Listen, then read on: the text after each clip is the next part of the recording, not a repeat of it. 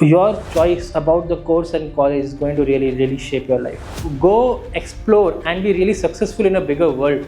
It is very important that you make a right decision. How to take advantage, leverage of the NIRF ranking and pick up the best colleges which suit you. It should be based on the strength of the college, what you want and what is the career that you are looking for. There are 5 key parameters for the NIRF ranking. Sometimes what is projected and what is the reality, there's a gap in it. So this is one of the most life-changing part.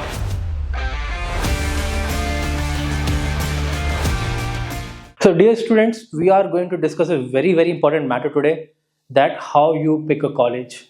So this video is going to be very important for all the parents whose children are in the grade 11th, 12th or even in grade 9, 10 because every parent should be aware that how to pick the right college for your child. And this video is also going to be very important for all those who are about to write their JEE in 2026 or even in 2027. So the most important thing we are going to cover in this today's video is that how you can pick the right college. Now, when you are applying for colleges, so you might be seeing that even that the NIRF ranking of the college is this, they'll say NIRF ranking is 20, 25 and so on.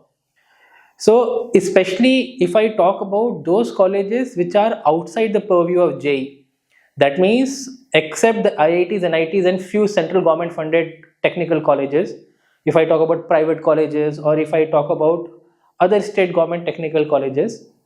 So it is very important that we make a right decision, because career, especially what kind of college they pick, is going to determine a lot by that. And the thing is, at this point of time, like maybe till the school, the student study near their hometown. But the thing is to go explore and be really successful in a bigger world. They have to go out of their home, they go to college, which will be outside, which will be very far away from their hometown. They stay over there, they learn, they develop skills and they start their career.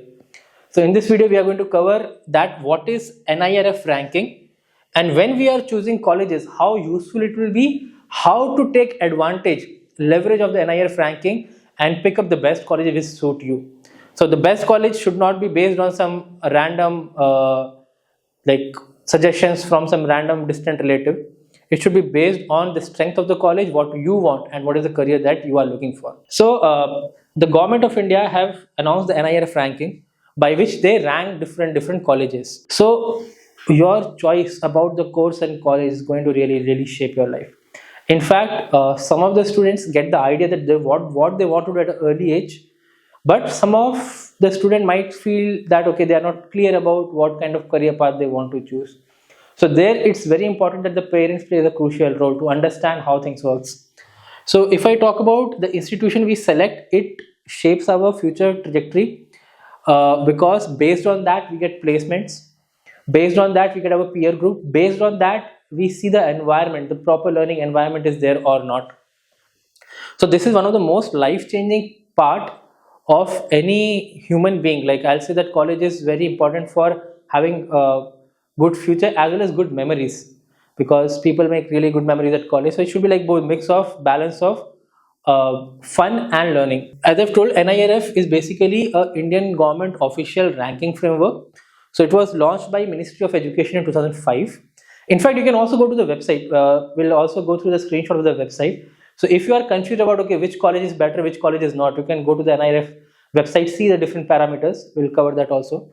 So it was launched in 2015 by Ministry of Education, and it was to basically evaluate the framework of higher education across multiple colleges. So it's not just about engineering, it covers everything: law, medicine, engineering. So NIRF ranking is for all the type of colleges. In fact, they have different category. They have overall category, then individual like categories like based on only engineering, only law and medicine and so on. And they release a ranking every year. So I think 2025 rankings are not out, but 2024 rankings are available in the website. And it's a very important factor that can influence your decision making, that which college you are going to prefer or which college you are looking to get an admission into. So the purpose of the NIRF ranking was that they need to bring in some transparency, because earlier what used to happen is that a lot of data, in fact even now, a lot of data like placement data and other things are not openly available out there. So let's say if a student want to make a decision before choosing a college, then you do not know what exactly happens in the college. Everything you hear is basically someone telling the story, but there is no proper data. Like what are the placements, what kind of placements, what kind of education infrastructure is there? Because sometimes what is projected and what is the reality, there's a gap in it. So to bring in transparency, the government introduced this NIRF ranking so that there will not be any false advertisement as well as misinformation. Apart from that, there have to be standardization because India is a diverse country. So the thing is, there have to be standardization of what should be the benchmark for the educational quality, for the placements, and for the research work. So and how it is impacting the society, and also the trust, because as I've told, it's very difficult for people to get the inside info of a college. Especially think in that perspective. Let's say I'm someone living in Tamil Nadu, and I want to take an admission in a college which is, let's say, in West Bengal. Now, going over there, getting to know the detail is just literally not possible. So in that case, the NIRF ranking helps a lot because it is properly backed by data, and it is the most trusted system right now to understand the quality or the information about any college. Now, there are 5 key parameters for the NIRF ranking. You can visit the website and see the entire rankings. So they have taken the 5 parameters. The first one is teaching and learning resources. Then there is research and professional practices, graduation outcome, outreach and inclusivity, as well as perspective, or what is the perception of the college in the people's mind. So we'll go through all those things one by one. So the first is teaching and learning and resources. So this is the 30% weightage. So this is the 30% weightage for the rankings. So they check the student and faculty ratio. So more teacher means more attention. Because earlier what used to happen is some of the colleges, in fact some private colleges, they have like a very huge classroom. There are like 1,000 students sitting in one classroom. So obviously focus on every student diminishes, and the learning capability also get hampered. So that's why teacher student ratio is very important parameter. Then there is also faculty qualification, that we need to see how qualified the teachers are, whether they have done their PhD, whether they are into research or not, whether they have the capability to guide the young bright minds of India or not. And then comes the financial resources. So financial resources are important because for any research work, any new innovation, you require a lot of fundings.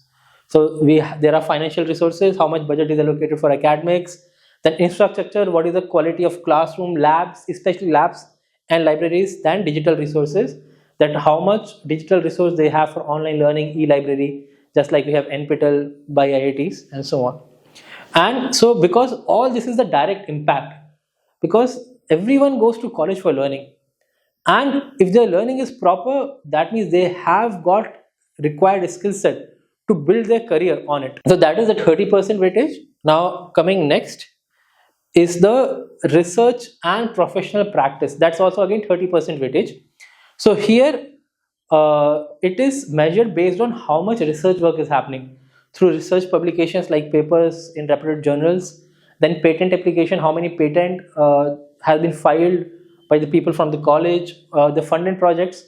So in fact, if I talk about government colleges like IIT and IITs, so in fact, a lot of professors over there, they have research work which is funded by either government agencies or private agencies.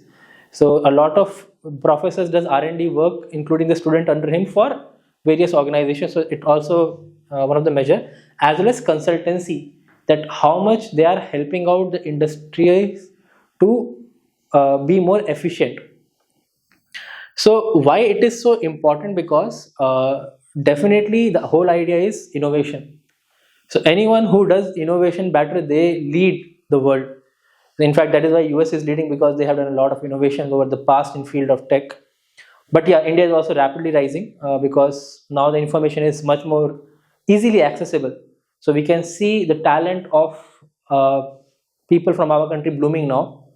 So this is the second parameter, which is again 30% weightage. Next is graduation outcome. So over here, like if someone graduate, then what is the outcome of that? What were the placements? Like what kind of campus, like what happened in the campus recruitment? What kind of salary packages they got? So it depends on that, as well as the higher studies. Like how many students have opted for higher studies, be it in terms of doing masters abroad or in India or doing PhD. And finally, the graduation rate. it also checks that how many students graduate, because sometimes the student enroll the college but they are not studying, or the quality of education is poor and they are just not able to do well in the college. So all these are the parameters for the graduation outcome, which is again a weightage of 20%. The next parameter is the outreach and industry, that is again 10%. So what is measured? So what's measured is the gender diversity. In fact, now most of the government colleges, they have 33% quota for the female. It also measures the economic diversity, like a student from disadvantaged background, how much they are present or not. The regional diversity, scholarship program, as well as facility for differently abled people, because the whole idea is that the society, the societal impact, that how much this college is helping out for the society, for it to develop, because development can only be inclusive. So this is another next parameter, which is 10%. And coming to the last parameter is the perception, that is the last 10%. So perception is measured based on what people think about the college. So what is the brand value of the college? What is the history of the college? How good is the alumni network of the college? So that is the perception. So it is done based on the survey from academic peers, employers, industry professionals, research organization. So that is the last parameter, the perception. So based on this, the NIRF ranking is released every year, and you can see the details. Like you can, as I've told, you can also see category wise. Like in engineering, what are the top colleges? In medicine, what are the top colleges? In law, what are the top colleges? So you can see overall as well as the category wise ranking in when you visit NIRF website. Now, why it helps? So as I've told you, a lot of data is not easily accessible. So it helps us to understand, okay, let us say if I am thinking for this college, that college. So whatever has been promised by the college, or whatever have been you have learned from other people, is that actually true or not? Because your future is something you cannot like just risk it. So you have to research it properly. You have to check what is the data backing it, so that you can make a wiser choice. So because there's a verified data, so government will verify the data. So no one can like falsify the data or tamper with it, because of which sometimes the student gets stuck in a college. There is standardization evaluation. So because it's standardized, so what might happen is sometimes different college have different parameters of like assessing things. But when it's standardized, that's easy for someone to look from an outer perspective. Okay, what's happening? So in fact, same thing happens in JEE as well. Like marks are standardized based on different sessions, because one session can come easy, one session come difficult. So percentile is a better way to assess that. Similarly, we're standardizing the evaluation and the transparency. So with the transparency, you can also see what kind of scores they are getting, what kind of ranking they have. So it gives you better idea about the college, rather than just reading some random blog over the internet, or hearing some random news from somewhere, or getting trapped into false information. Coming to the limitation. Now, NIRF ranking is very nice way to assess a college, but is it absolute? No, it's not absolute. So there are pros, but there are cons as well. So it's very important that we also understand what are the shortcomings, so that we are able to make a better decision. Now coming to the limitations, NIRF rankings are incomplete because there are few colleges which do not participate in it. So sometime it might happen that you will hear that, okay, one college, let's say you are stuck between two colleges, you have to decide which college to go. But one college you will see that, okay, they have an NIRF ranking something, other college is not there. That doesn't mean that the other college is bad. It might be possible they are not even participating. So that is one thing you have to check, whether whatever colleges you have shortlisted or looking for, whether all of them are there in the ranking or not. Only then you get a better comparative analysis of it. And so there's a participation gap. There's also some intangible factors like campus culture, what will be the student happiness, extracurricular opportunities. So if someone is interested in that, so maybe those factors are also not taken care into the NLF ranking. And there is a perception bias. So definitely the older colleges which have better alumni network, they'll get more points on the perception. So it might be possible that if someone, a college is coming new but they are doing really good work, so they might get a little less point in the perception bias. So that is also one factor that we need to keep in our mind. Does high rank means it's best for you? Now we cannot always say that. We cannot always fix it that, okay, better rank is the best. because you have to exactly see what kind of course you are picking and what kind of specialty that specific course have. So if and even the location matters. So as I told you, perception might be better for older colleges, right? And but what about the location? So generally what happens is, let's say a college have rank 15, but that college is near metro cities or in a city which have high industries, like let's say if I talk about places like Hyderabad, Bangalore, Delhi NCR, Pune. So a lot of our infrastructure, especially in IT, is built around those cities. So let's say there's a college which is rank 15 in that city and there's a college of rank 10 but somewhere very far away. So I cannot just blindly say that okay, no, rank 10 college is better. Why? Because even for the rank 15 colleges, just because it's near to the industry, there's a high chances, better chances that you might get easier internships, you might get easier job opportunities, because generally company would prefer to get, if they can get equal level of talent, they will prefer to get it from nearby rather than traveling, going somewhere else, interviewing them. So that is some small advantage. And also they've told you for internship and other things it will be much better. Next comes the branch specific strength. Now you are going for a certain specific branch, so you have to see what happens over there. So again, for an example, we have a college which is ranked 20 but have exceptional computer science department, and you want to pursue computer science. But there's another college which have rank 8 but their computer science is bad, but they have got better rank due to other factors. So obviously again you have to be mindful of which college to pick in this case. And then there is financial consideration, that it depends on how much budget you have for a certain college. Let's say there's a rank 15 college in which you are getting full scholarship, the fees are less, hostel fees are less, whereas there's a rank 10 college which require heavy loans. So that is also one of the parameters that depends person to person depending on the financial conditions.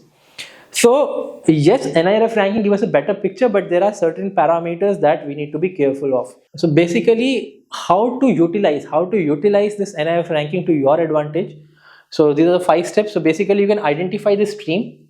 First of all, what you are looking for. Let's say you are looking for law or medicine or engineering. So identify that. Focus on that specific list rather than the overall college, and then create a short list. Maybe do not just focus on top 10.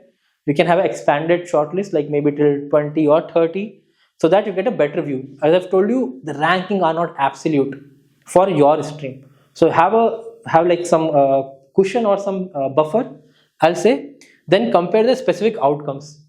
Now, what exactly you are looking for? Whether you are looking for placements, whether you are looking for higher studies, whether you are looking for research. So depending on your criteria, you look at the specific outcome, whether you are looking for branch specific placements, company recruits, average salaries, whatever, and consider practical factors. So practical factors means you have to see what are the tuition costs, the living expenses, available scholarship, the financial part, and validate with the real experience. So maybe what you can do is, you can talk, if possible you have some connection, you can talk to the seniors who might have went to this college. By the way, in fact, we had a lot of students who have been to many colleges across India. So if any parent whose child is going to write JEE next year or next to next year, if you want to know these kind of things, so if you want any help to talk to any existing student, you can comment below, or and we'll get back to you.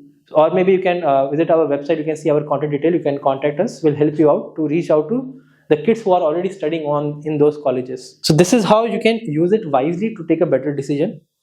Now similarly, we have just taken a case study to understand like which might be better for you. So let's say there's a college A with rank 15, there's college B with rank 22. So it have better overall reputation. Its mechanical engineering is better, but CS department is not that good. It have a very high tuition fees and it's located very far away from industries. But whereas there is college B with rank 22, overall ranking are lower, but it have better computer science department, lesser fees, and located near a tech hub, like maybe in Bangalore or somewhere nearby. Now, which college is better? So in this case, we cannot blindly go with the NIRF ranking. We have to, maybe in this case, I'll say college B is a better choice for someone who's looking for computer science. But if someone is looking for mechanical, then obviously college A is a better option.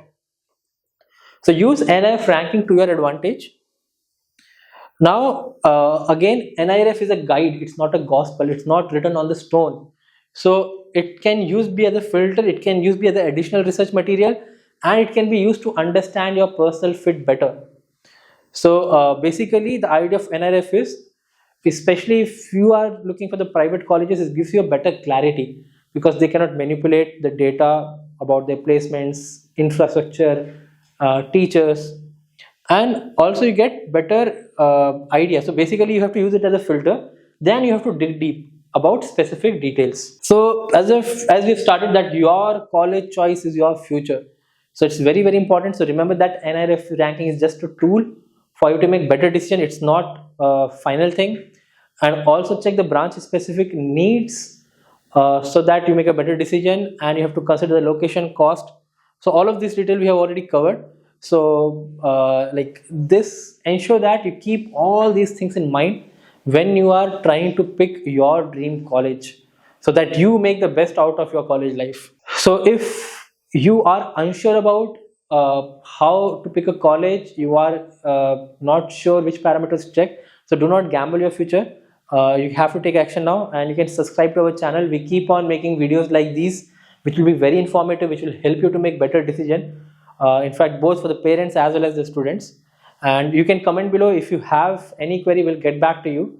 So this is all in this video, and thank you all, and we wish you all the best. Hope you this video was really really helpful, and so see you all in the next video.